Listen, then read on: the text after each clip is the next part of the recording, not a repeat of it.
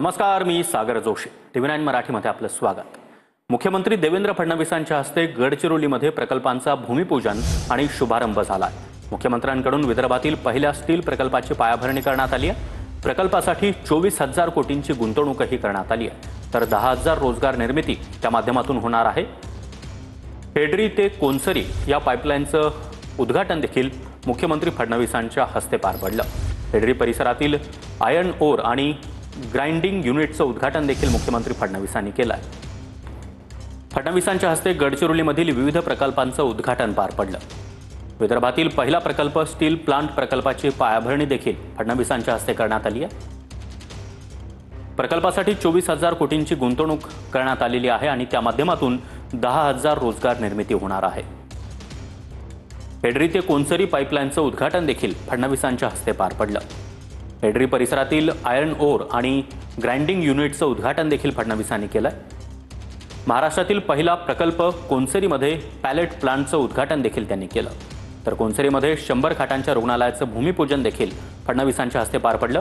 इतकंच नाही तर कोनसरीमध्ये आधुनिक CBSE शाळेचं उद्घाटन देखील त्यांनी केलं आहे. सोनमपल्लीमध्ये लॉइड्स टाउनशिपचं भूमिपूजन देखील फडणवीसांच्या हस्ते करण्यात आलं.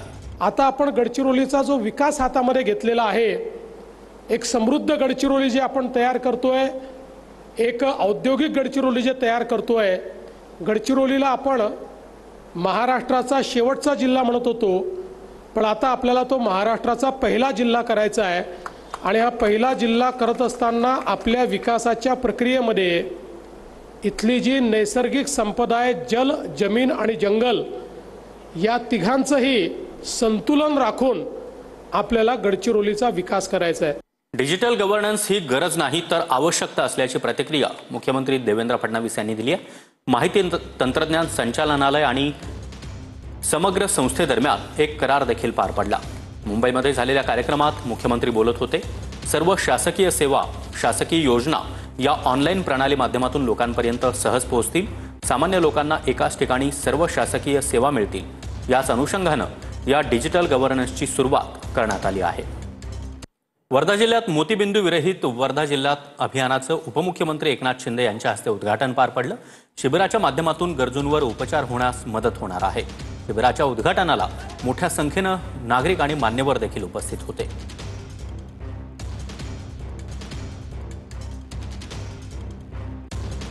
पंढरपूरमध्ये मुख्यमंत्री देवेंद्र फडणवीस यांच्या हस्ते संत नामदेव महाराजांच्या वंशजांचं पूजन करण्यात आलं. त्यावेळी मुख्यमंत्र्यांच्या नामदेव महाराजांच्या वंशजांकडून भव्य सत्कार देखील करण्यात आला. तुळशीहार आणि विणा भेट देऊन हा सत्कार करण्यात आला.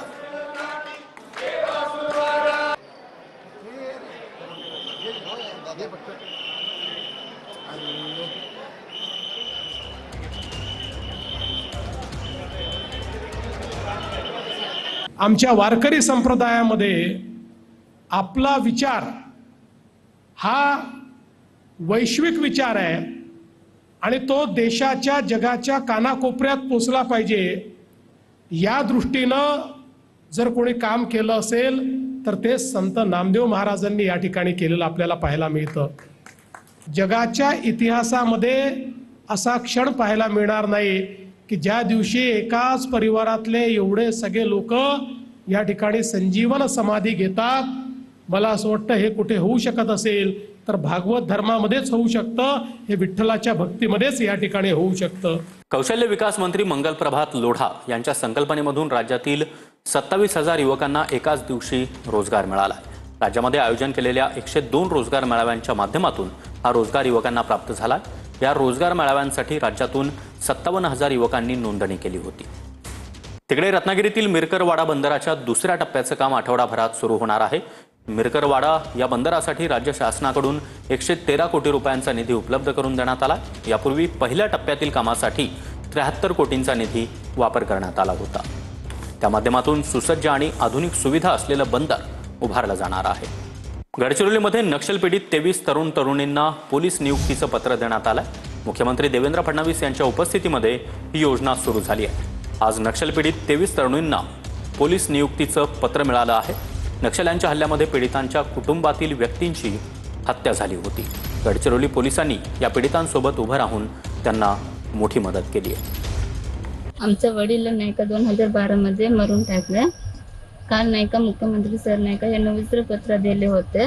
चांगलं वाटले आम्हाला. मुख्यमंत्री साहेबांनी जे काही आमच्यासाठी केले यासाठी मी त्यांना सर्वात अगोदर धन्यवाद इच्छितो. तसेच आमची महाराष्ट्र सरकारने जी आमची मदत केली त्यासाठी आम्ही जेवढे बी आमची परिवार आहे, माझी परिवार आहे, ते सगळे धन्यवाद इच्छितो. आणि बातमीपत्रात वेळ झाली इथेच थांबण्याची. पाहत रहा TV9 मराठी.